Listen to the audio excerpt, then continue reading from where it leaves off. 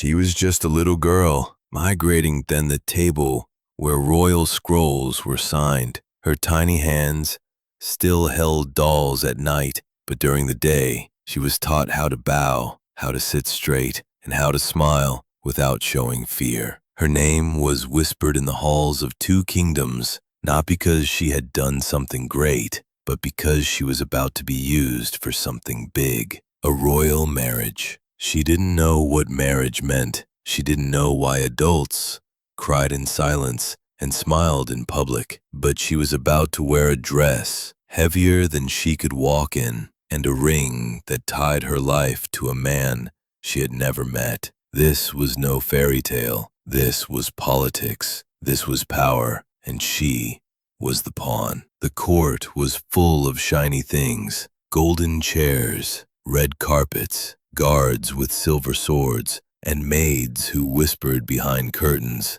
But behind all the beauty was something cold, a game of control. The little girl's father was a king, and he had problems. Enemies were rising. Wars were expensive. His army was tired, and he saw only one solution: marry his daughter to a powerful ruler. That way peace would come. Enemies would become family, and kingdoms would stop fighting. To the king, his daughter was not a child. She was a bridge, a tool, a sacrifice dressed in silk. She didn't get to say no. She didn't even understand what was happening. One day she was playing with her kitten in the royal garden. The next she was being measured for a dress with gold embroidery. Servants came and went, whispering things she didn't understand. Her mother cried in her chamber, but smiled when the girl looked at her. "You'll be a queen," her mother said, brushing her hair with shaking hands. "You'll be strong." But the little girl just wanted to stay home. She wanted her warm bed, her pet dove, and the soft lullabies her nurse sang when the stars came out. The wedding was announced with trumpets. People cheered in the streets. Bakers made sweet cakes. Bells rang. But the bride didn't smile. She stood still as they placed the jeweled crown on her tiny head, a head that ached under the weight. She wore white gloves and shoes that pinched her toes. She had to walk slowly down the aisle, next to tall men in armor, her little steps echoing in the silent hall. She didn't understand their words. She missed the sound of home. She held her doll tightly and cried into the pillow. The journey to her new kingdom was long. She sat in a carriage for days, bumping over rough roads, passing through forests and mountains. She wasn't allowed to open the windows or talk to strangers. "You're a queen now," the maid reminded her. "Queens don't behave like children." But she was a child with a crown too big for her head and a heart too small to hold the fear inside her. When she reached the new castle, she saw its tall stone towers rise into the sky. It was colder here. The people bowed as she passed, but none of them smiled. Their eyes were curious. Some were cruel. Her new home was not like her old palace. It was darker, quieter, and full of rules. She had to wake up early, learn their language, and sit through hours of lessons. She was taught how to eat, how to speak, how to dress, how to behave at royal dinners. But nobody asked her what she liked. Nobody told her bedtime stories. Her husband, the king, was rarely there. He was always at war, always holding meetings, always too busy. When he did visit her, he barely said a word. He would sit beside her like a stranger, then leave before the candles burned out. The little bride began to forget how to smile. She forgot how to laugh. She became quiet, like a ghost,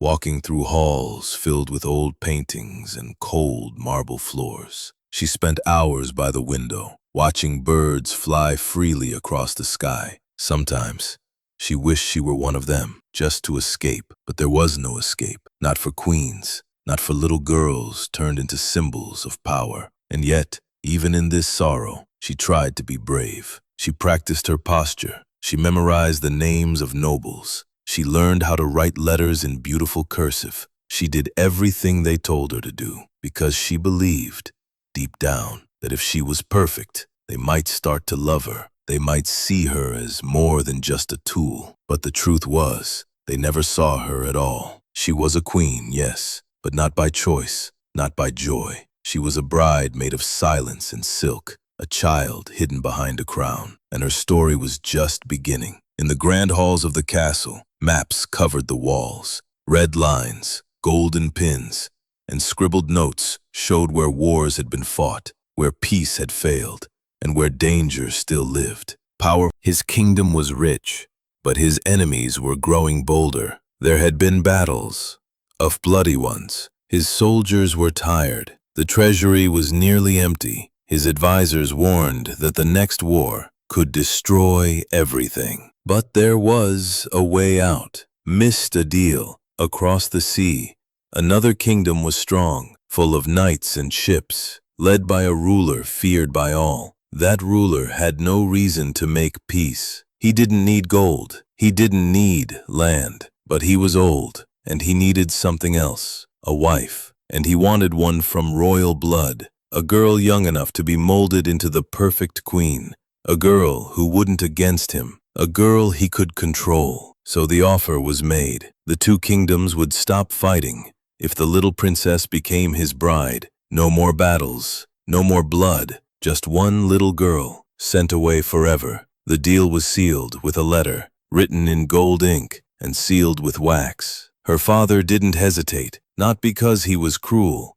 but because kings were taught to think with their crowns, not their hearts. He thought he was doing the right thing, unfinished, for the country, for the people, for peace. But in saving his kingdom, he was sending his daughter into a prison. He knew it, her mother knew it, but neither said a word.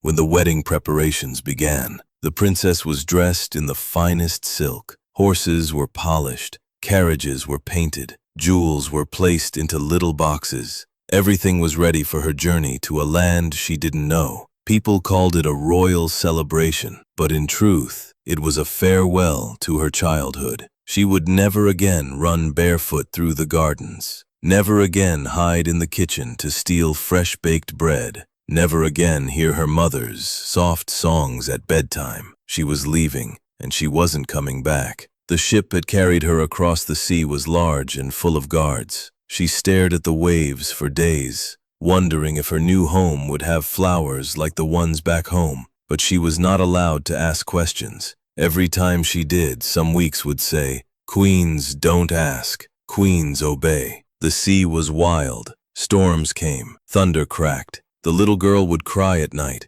hugging her knees, afraid the ship would sink, but no one comforted her. "You're going to be a queen, faculties," they reminded her, like it was supposed to be a gift. When they arrived at the foreign shore, she was taken to a massive stone castle with high walls and guards everywhere. "She'll do," he said plainly, then walked away. Just like that, she had been accepted into her new cage. Her name was written into their royal documents. Her signature was placed on scrolls she couldn't read. She was now officially a queen, even if she didn't feel like one. The people of the kingdom lined the roads to see her. Some waved, some whispered, some sneered. Many didn't like the idea of a child queen from another land. She could feel their judgment. She could hear their cold laughter when she passed. She was given rooms in a dark wing of the castle. They were big, but empty. No paintings, no laughter, no warmth. Her food was different. Her clothes were heavier. She was taught the new language, the rules of the court, and how to act like she had always belonged here. But in her heart, she still longed for her old garden, her kitten, and her mother's hugs. At court dinners, she sat beside the king. He spoke to generals and priests, but never to her. If she dropped a fork or spilled her drink, everyone would stare. If she laughed, they would whisper. She quickly learned, in this place, being seen was dangerous. So she tried to become invisible. Back in her home kingdom, people praised the king for being clever. "He saved us with a marriage," they said. "His daughter is now queen of a mighty empire." But they didn't talk about the tears she cried every night. They didn't see her shivering in silence. They didn't hear her whisper, "I want to go home." This was the price of peace.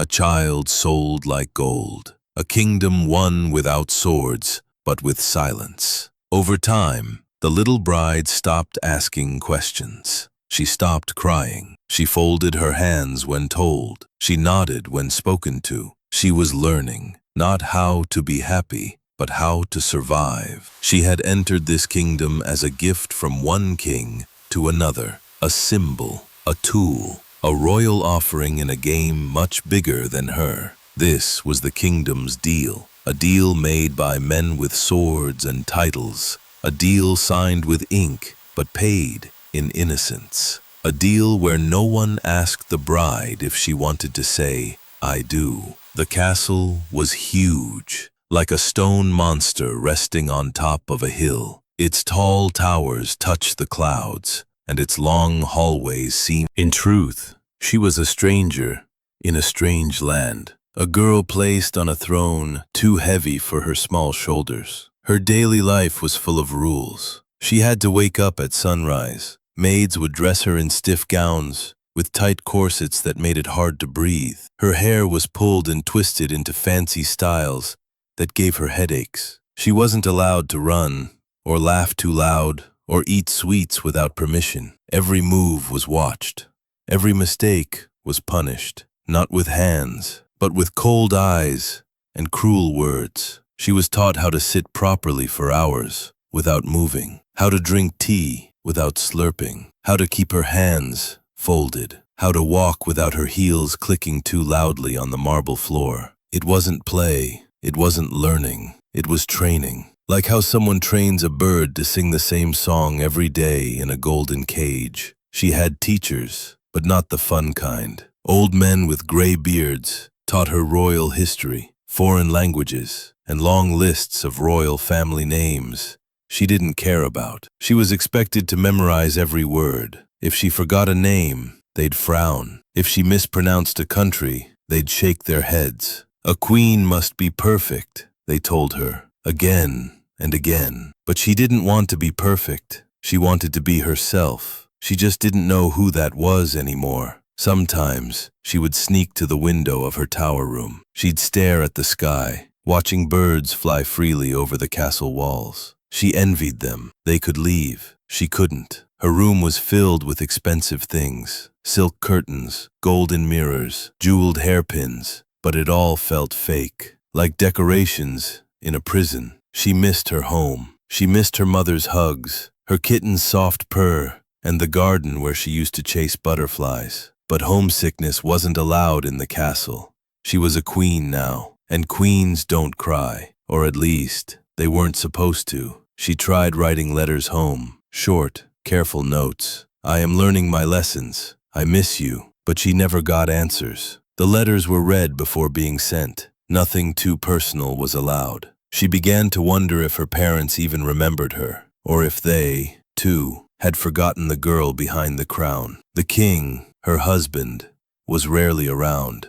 He spent most of his time in war councils or on the battlefield. When he was in the castle, he said little. He didn't speak to her unless it was necessary. And when he did, it felt like talking to a stranger, a scary one. He never hit her. He never yelled. But his silence was worse. It made her feel invisible, small, like she didn't exist outside the title she carried. She had to smile, even when she didn't feel like it. She had to nod politely to lords and ladies who barely looked at her. If she spilled wine or dropped her spoon, people noticed. They didn't say anything, but the way they stared burned her skin. One time she sneezed during a prayer. The room went quiet. The priest glared, and she cried silently into her sleeves that night, ashamed of a simple sneeze. She had no friends. The other noble children were older, colder, and trained to compete, not comfort. The maids were too scared to talk to her like a person. The guards weren't allowed to speak unless spoken to, and even then, their answers were short and stiff. She spent hours alone, reading, sewing, sitting still, waiting for something to change. She started to talk to herself, whispering little stories to fill the silence. She gave names to the shadows in her room. She pretended the wind outside was her mother's voice, singing lullabies from far away. It helped her sleep sometimes, but most nights, she lay awake, staring at the ceiling, listening to the sound of her own heartbeat echo through the stone walls. Seasons passed, snow fell, flowers bloomed, birds flew and returned, but her life stayed the same, cold, quiet, careful. No one asked how she felt, no one asked what she dreamed of, because in their eyes she wasn't a girl, she was a crown, a title, a symbol of peace and power. Her feelings didn't matter, her tears weren't noticed, her heart forgotten, but inside, deep down, a small spark still lived. A part of her still hoped that one day someone would see her. Not the queen, not the title, but the girl beneath it all, the lonely, scared, brave little girl who never chose this life, but was trying to survive it anyway. This was life at the castle, not a fairy tale, not a dream, but a lonely throne built on silence and sacrifice. The castle was always full of noise, boots on stone floors, bells ringing in towers, doors slamming shut, but none of that compared to the noise inside her head. The little queen, now a few years older, had learned how to listen carefully, not just to what people said, but to what they didn't say. The halls echoed with secrets, the walls had ears, and every whisper could carry a warning or a lie. She began to notice things. Servants walked faster, guards looked nervous, advisors came and left without smiling. There were more meetings, more maps, more silence during meals. And one day, the whispers started. The king may be in danger. There's talk of betrayal. Enemies have returned. She was never told the full truth, of course. Queens were supposed to sit and look calm, not worry about war. But she heard things through keyholes behind curtains. Others said he had made new enemies inside his own court. People used strange words like traitor, poison, and spy. At night she would lie awake and wonder, could someone really try to kill a king? Could someone try to kill me too? The air inside the castle changed. It was thicker, heavier, like breathing through a blanket.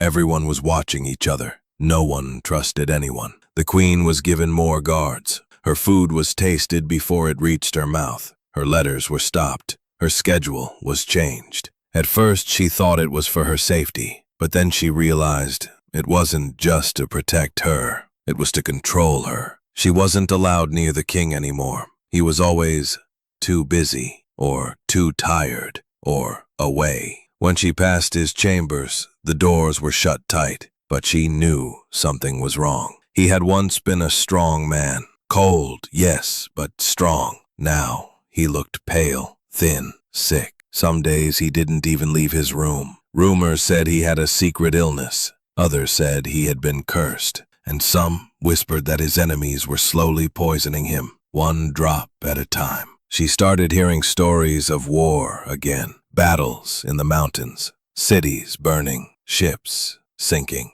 But the strange thing was, none of it felt far away anymore. It felt like the war had entered the castle itself, like it was hiding behind every door. One morning she awoke to shouting. Boots ran past her door. Horns blew from the towers. Servants cried. Something had happened, but no one came to explain. Her maids locked the doors. Her guards stood like statues, refusing to speak. She sat in her room, staring at the crack under the door, waiting. By nightfall, the castle was quiet again, but not normal quiet, scary quiet, the kind of quiet before something breaks. Later, when her maid finally returned, she looked pale as snow. Her hands shook as she folded the queen's nightgown, and in a low voice she whispered, "Someone tried to poison the king's cup." The queen froze. Poison. The word tasted bitter even to hear. She didn't ask who. She didn't ask why. She just nodded. Because in this place,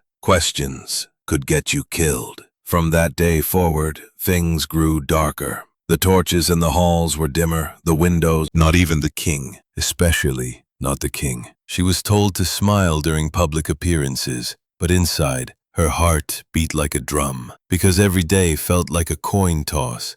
Would someone betray the king today? Would someone poison her tea? Would the guards at her door be there to protect her or take her away? Rumors floated like smoke. One said the king's own brother wanted the crown. Another claimed a servant had been caught sneaking letters to a foreign army. One tale even said a maid had hidden a knife in her dress. But before she could get close to the king, she vanished without a trace. These stories were never confirmed, but the queen believed them, because in a castle full of secrets, even lies held some truth. She didn't sleep much. She'd sit near the fire, staring at the flames. Fire was honest. It burned what it touched. It didn't lie. Sometimes she wished the whole castle would burn, just to end the whispers, the cold looks, the fake smiles. She was still just a child, 10 years old, and yet her eyes had aged. She no longer dreamed of gardens or pets. She dreamed of silence, of peace, of freedom. She even dreamed of her own death, because at least then the pretending would stop. But she was not weak, not anymore. Fear had shaped her. Pain had sharpened her. She was still standing, still breathing, still watching, and she was learning something powerful. When everyone else lies, the one who listens becomes the most dangerous of all. In time, she knew someone would fall. Maybe the king, maybe his brother, maybe even her. But no matter what happened next, one truth was clear. The war was no longer outside the castle. The real war was within. It began like any other morning. The sky was gray, and the castle was quiet. Servants moved slowly, whispering more than usual. The little queen sat in her chamber, dressed in a heavy blue gown, waiting for her daily schedule. But something was off. Her maid was late. The hallway was empty. The usual sound of boots, voices, and clanking armor was missing. It felt like the castle was holding its breath. She walked to the window and looked out. Soldiers were gathered near the gates. A rider on a black horse was being helped down. His face was pale. His hands were stained with mud, or was it blood? He didn't speak, just handed a scroll to one of the guards. The scroll was sealed. The queen was only 10 years old, a child, and now a widow. She didn't cry at first. She just stared at the wall, frozen. The king was never kind to her. He was more of a shadow than a husband, but he was her connection to this world. All marked this foreign kingdom, this cold castle. Without him, who was she now? Not a wife, not a queen with power, just a girl, wearing a crown no one wanted her to have. Guards surrounded her chamber, protection. Period. She understood what that really meant. They weren't protecting her, they were watching her. She was a risk. She was from another kingdom, married into this one only through the king, and now that he was gone, her presence meant trouble. She sat quietly as nobles met behind closed doors. They debated what to do with her. Should she be sent home, locked away, married again to someone else? Her life was being discussed like a scroll on a table. To some, dangerous; to others, useless; to many. The castle turned darker in those days. Flags were lowered. The bells rang slow and heavy, one toll for each year of the king's life. His body was placed in the royal chapel, covered in gold cloth, but the queen wasn't allowed to see him. Too young, they said. Too emotional. But she wasn't emotional. She was empty, numb, lost. At the funeral, she stood at the edge of the crowd, silent and alone. The priests spoke grand words. Lords pretended to cry. Soldiers looked away, but nobody looked at her, as if she were already fading, a ghost in her own life, a memory being erased in real time. In her heart, she asked the question she couldn't say aloud. Was he really dead? Was it poison? Was it revenge? Was it justice? She remembered the rumors, the sudden illness, the pale skin, the cold sweat, and how, before he died, the king had stopped eating food from the royal kitchen. He had grown suspicious of everyone, elective, submissive, his servants, his advisors, even his own blood. Maybe he had sensed it coming. Maybe he knew, but now he was gone, and she was still here. That night, she was moved to a smaller room in the tower, babe. For safety, they told her. But the room felt more like a cell. The windows were narrow. The Queen My name was removed from speeches. Her meals were reduced. Her maids replaced. Her presence slowly erased. She heard from the guards that a new queen might be chosen soon. Positional older. Someone from their own land. She understood what that meant. She was no longer needed. One morning, a servant came to collect her dresses. Another came to take her books. One by one, the things that made her feel like a person were removed. She didn't fight. She didn't cry. She simply watched, her eyes dull and quiet. A few days later, a letter arrived. It was from her home kingdom, but it wasn't warm. It wasn't loving. It was formal, cold, political. Considering options for her return, that meant nothing had been decided. Not even her own country wanted her back. Not truly. She was a widow, but worse than that, she was forgotten. A queen no one remembered, a child no one protected, a symbol no one needed. But she remembered everything. She remembered the cold ring on her finger, the voice of her mother telling her to justice, the silent stares, the rumors, the last bell that rang when the king died. She might be small, but she wasn't broken. She might be alone, but she was watching. And somewhere deep inside her, under the pain, the silence, the emptiness, something sharper, awareness. She had been placed in a story she never chose, but she was starting to understand it, and she would never forget. One was star. She was stuck in between, not a queen, not a wife, not a child, and not free. She was a widow child in a kingdom that wanted to forget her. Worse, she wasn't allowed to leave the castle grounds. When she tried to visit the gardens,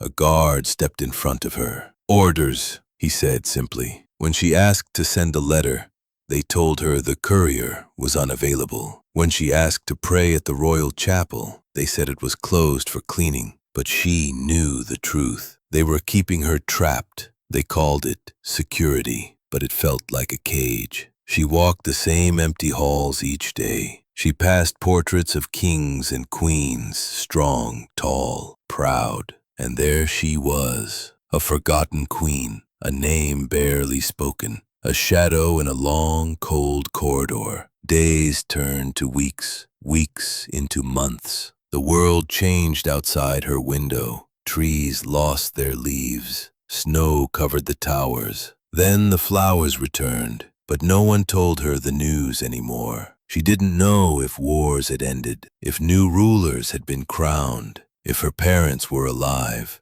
if anyone remembered her at all. One day she asked a servant, "Has anyone asked about me?" The maid paused, looked down, and quietly said, "No, my lady." She nodded. She had expected that, but hearing it still felt like a stab in the chest. Even her name had been removed from the court documents. She was no longer called queen, just lady, a title that meant nothing, a name they could throw away when it became inconvenient. She thought of writing a letter home, telling her mother the truth, telling her that she was cold, hungry, scared, that she wanted to come back. But then she remembered. The last letter she sent had no reply. Maybe her parents were afraid to get involved. Maybe they thought she had become a burden. Maybe they never loved her the way they claimed. And that realization hurt worse than any crown. She stopped eating full meals. Not because she wanted to die, but because she no longer cared. Her body shrunk. Her eyes became hollow. Her voice quieted. The guards started calling her the ghost girl behind her back. She heard them once. She didn't cry. She just looked at her reflection in the window and whispered, "Maybe I am a ghost now." But even ghosts can carry memories. And she remembered everything. She remembered how they dressed her like a doll when she was 6. Then she sat by the window and began to write, not to her parents, not to the nobles, but to herself. She wrote everything she remembered, every name, every whisper, every wrong. She hid the pages beneath a loose stone under her bed. Day after day she wrote her story, because if the world wouldn't remember her, she would remember herself. And maybe one day someone would find her words and say, "He was real. She mattered. She was not just a forgotten queen." Here is part 7, The Vanishing Years, written in 1,000 words, continuing the same vivid, emotional tone, using simple language for clarity, but keeping the maturity and depth needed for your dark historical storytelling. Part 7. The Vanishing Years. 1,000 words. The world kept spinning, but time inside the tower moved differently. Days blurred. Seasons faded. The girl once called Queen became a shadow. People stopped saying her name. New faces filled the palace halls. Young knights trained in the courtyard below. Fresh nobles whispered in chambers. But up in that cold, forgotten room, she still sat quietly, breathing, waiting, remembering. No one officially told her she was no longer queen. They didn't need to. Their silence said everything. Her place at royal dinners was removed. Her portraits were taken down. The royal seal she once used was taken away and replaced with nothing. She was not hated, not loved, just erased. The guards outside her door changed often. Some treated her like a prisoner. Others ignored her completely. Occasionally, one would bring her a piece of fruit or smuggle her an extra candle, but they never stayed long. If they grew too kind, they were replaced. Someone was always watching her, not out of concern, possessing, out of fear. They feared what she represented, the past. They feared she might become a symbol of rebellion, of rightful blood, of royal betrayal. So they hid her, out of sight, out of history. Even the servants no longer bowed. They brought her meals in silence, avoided eye contact, and left quickly. She had become something in between a ghost and a guest, too royal to throw away completely, too forgotten to treat with respect. Not from the court, not even from the church. She once asked the guard if a priest could be sent to her room. He said, "Will, we see, will." That was 2 winters ago. She stopped asking. Her body grew thinner. Her hair lost its shine. Her voice became soft from lack of use. But her eyes, those deep, hollow, watchful eyes, grew sharper.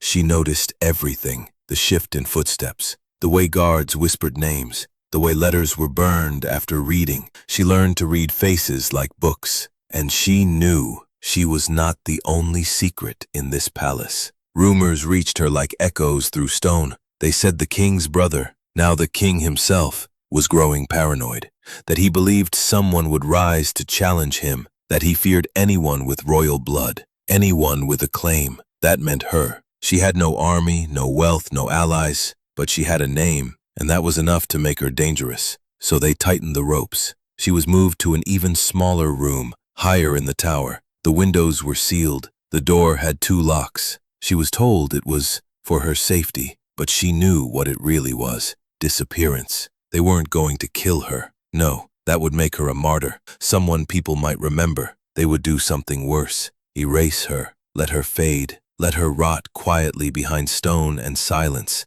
until no one remembered she had ever worn a crown. And it worked, for a while. Her name was struck from records. Her face was never painted again. The children in the village below grew up never knowing there had once been a girl queen among them. The books told of kings, of generals, of wars, but not of her. She vanished without dying, forgotten without falling, and still she wrote, even when her fingers ached from cold, even when ink ran dry, even when no one would ever read it. She wrote because she knew the truth. History was not just what kings declared. It was what survivors remembered, and she remembered everything. Her words were the only proof that she had ever lived, that she had once been a child in a golden dress, that she had once stood beside a king, that she had been forced to smile through pain, that she had been married at 6, widowed at 10, buried alive in stone years before her death. Time passed. She no longer knew what year it was. That's the image painted in Drin Believe, but what those books never show is the pain that hides behind every jewel, the silence that sits beside every throne, the deep loneliness that grows inside every royal heart, especially the small, forgotten ones. She was born into royalty, but she was not born into freedom. From her very first steps, her life was planned by others.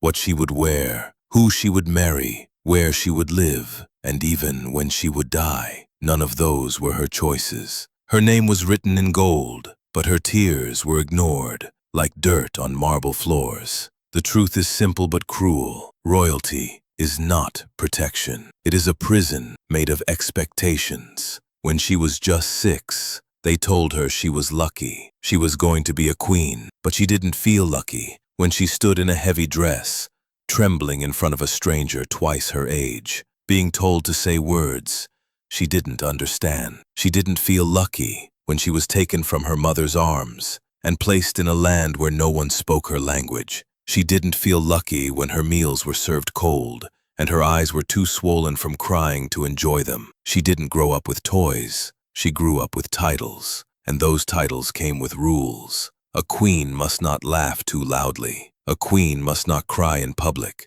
A queen must not speak unless spoken to. A queen must not say what she feels, or want what she desires, or dream outside the boundaries set for her. A queen must endure. A queen must obey. A queen must suffer, silently. So she did. She learned to hide pain behind politeness. She smiled with her mouth while her eyes begged for help.